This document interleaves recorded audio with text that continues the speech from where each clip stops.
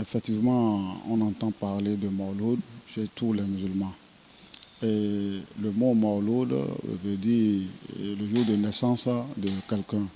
Et c'est placé sur le prophète sallallahu alayhi wa sallam que c'est le jour de sa naissance que les gens sont en train de célébrer.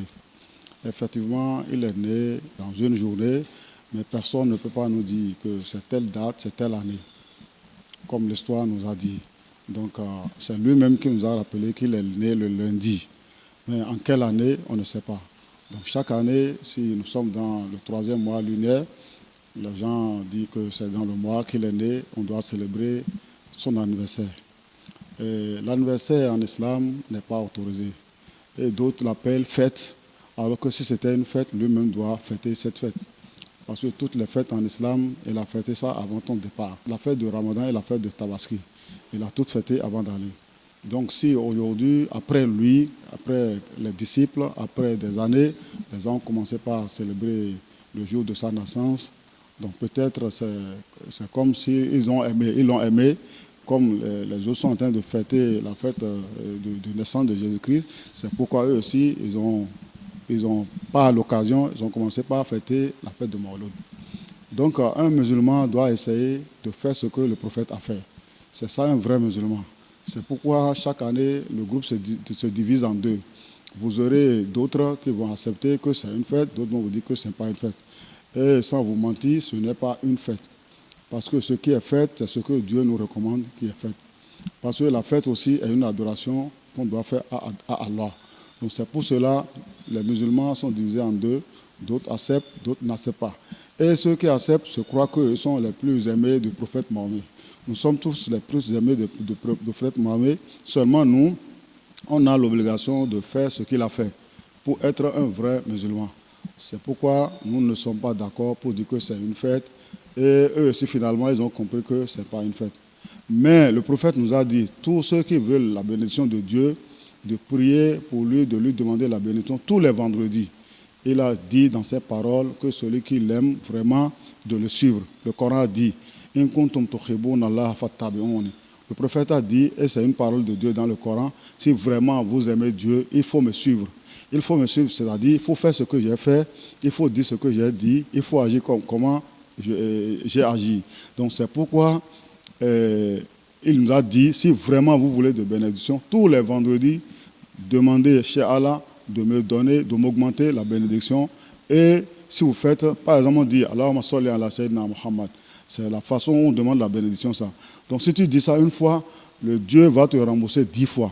Donc si tu dis 10 fois, le Dieu va te rembourser 100 fois. Donc cela seulement suffit pour tous les musulmans du monde entier de demander la bénédiction au prophète tous les vendredis. C'est mieux que de choisir un jour pour dire que ce jour est une journée de fête pour le prophète et demander aux États de laisser ce jour-là de travail, alors que laisser une journée dans un pays, c'est de perdre des milliards. Lorsqu'on parle de Mawlid Nabi, nous parlons de la naissance du prophète Mohammed sallallahu alayhi wa sallam. Dans les versets coraniques, il n'y a pas un verset qui nous a noté cela à le faire.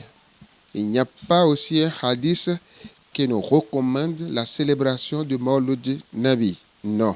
Si aujourd'hui nous voyons des gens qui sont contre encore, c'est parce que Allah n'a pas recommandé.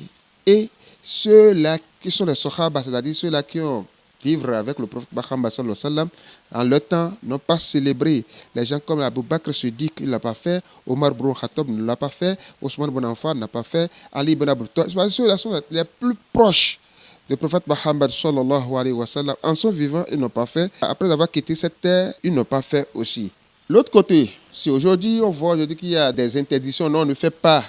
Pourquoi on doit faire ça, on ne doit pas faire ça? C'est parce qu'aujourd'hui, ça devient de n'importe quoi. D'autres même prennent ça comme commerce. Voilà, le même jour fixé, maintenant c'est le lundi.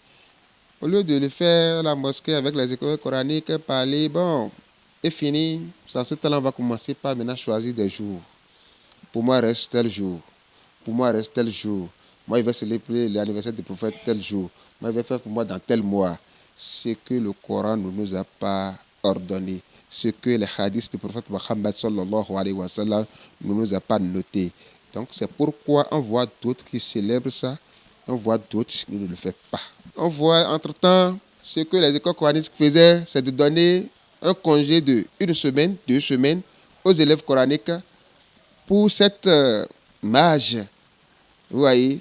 Et tout ça là, c'est appréciable, c'est correct. Ce sont eux qui étudient, c'est qui prophète Mohammed sallallahu alayhi wa sallam. Qu'est-ce qu'il nous a apporté?